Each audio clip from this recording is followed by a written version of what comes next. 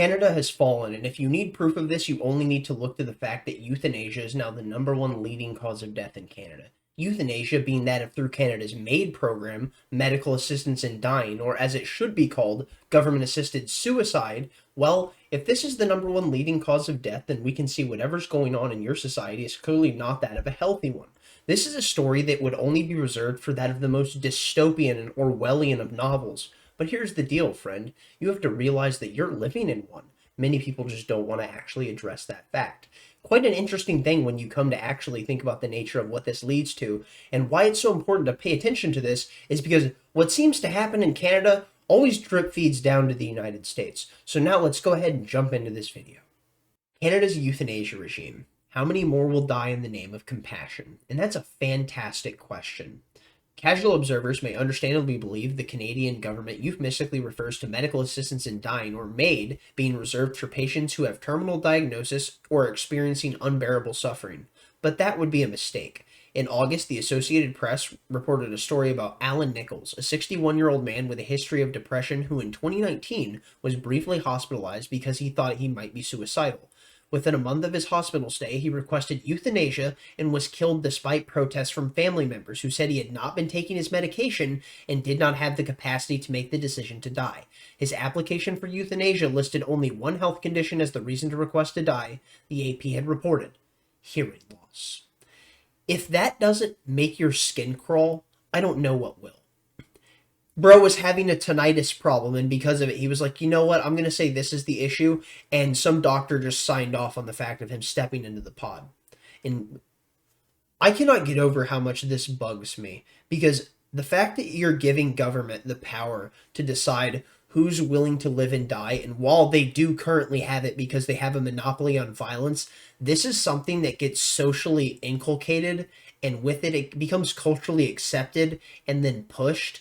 And I worry about things like this drip feeding down into the rest of Western civilization, because this is only going to be something that if the societies within the West are not actually stable, and with it they are, let's say, broken at their core because of the fact that they've been detached from the thing that once created them, well, I fear this is only going to explode in mass. Let's go ahead and see what happens, but nonetheless, we move on.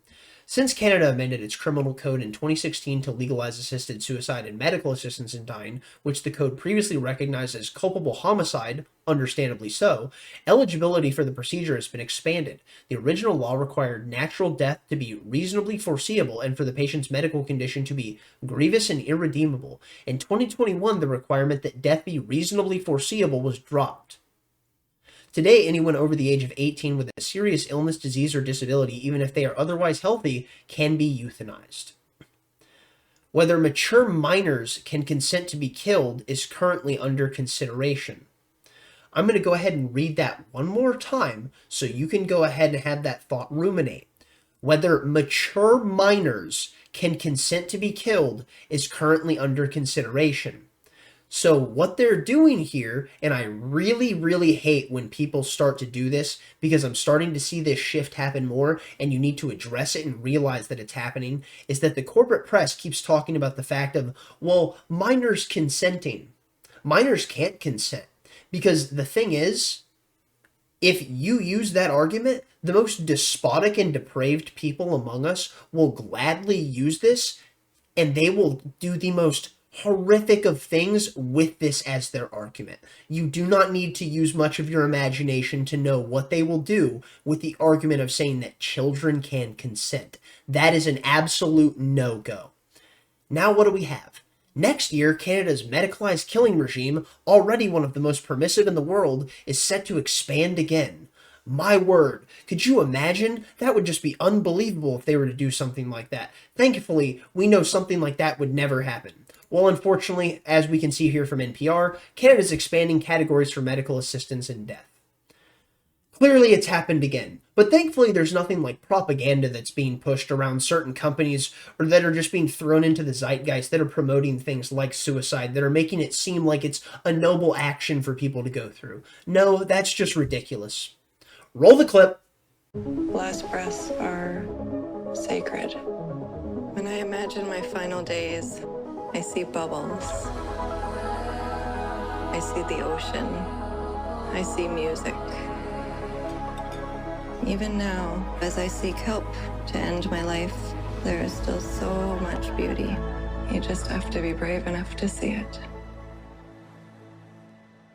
I don't know about you, but I just don't think that's the sign of a healthy society. Anyone that's promoting something like that. And she talks about the fact of when I see my last days, when I think about my last breath, which will be sacred, I think about all the beauty that is in life. It's like, yeah, which is worth living for. But the thing is, they're not talking about people who want to have control over their death because they're in an immense state of suffering. They're talking about people who are having a bad time of it, and with it they're like, well, I'm kind of poor and I'm really sick of being destitute, I'm depressed, I'm just going to kill myself, and I don't actually want to pull the trigger myself, so I'm going to go ahead and use the government to do it, and they're going to go ahead and IV drip me into oblivion. That's sad, man. And like I've stated, and I will not drop this is not what you do in civil society. This is not what you do in a healthy society. What do we have here?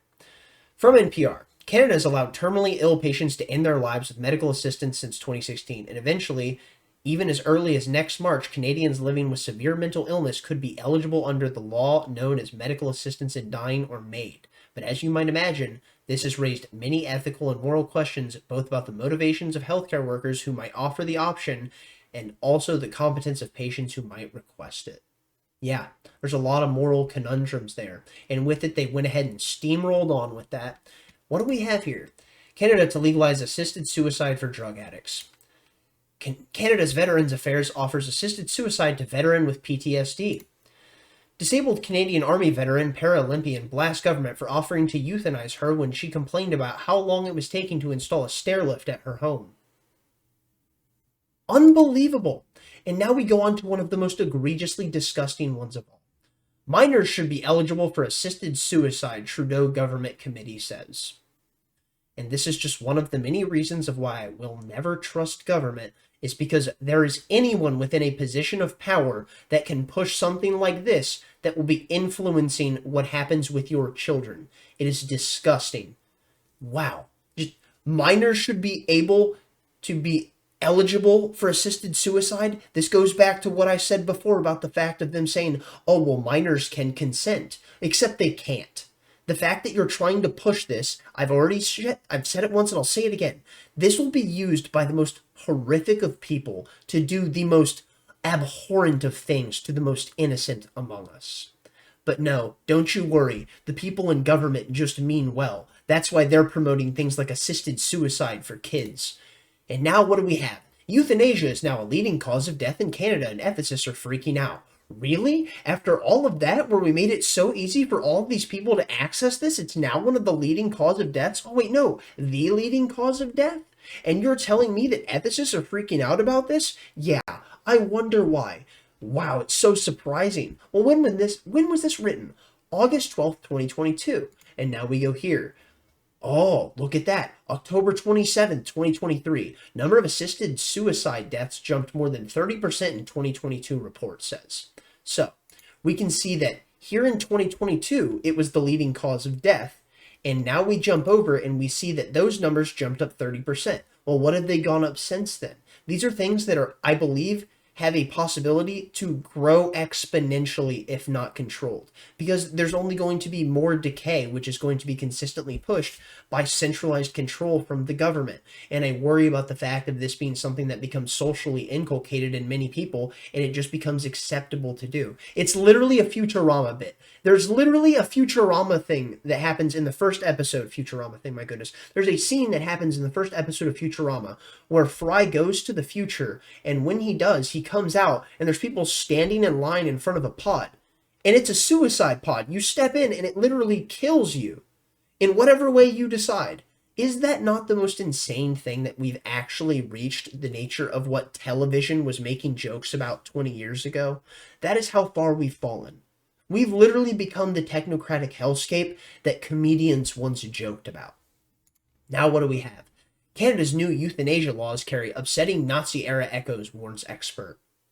Yeah, I wonder why. It's almost like they're talking about, I don't know, euthanizing the disabled and going after the fact of, giving them the possibility to be able to euthanize themselves. And if someone is, let's say, not mentally coherent or they're slow, do you know how easy it would be to goat them into agreeing to something like this, and with it, they can just sign them off? Oh, well, you understand, you don't get it. They were having a hearing issue.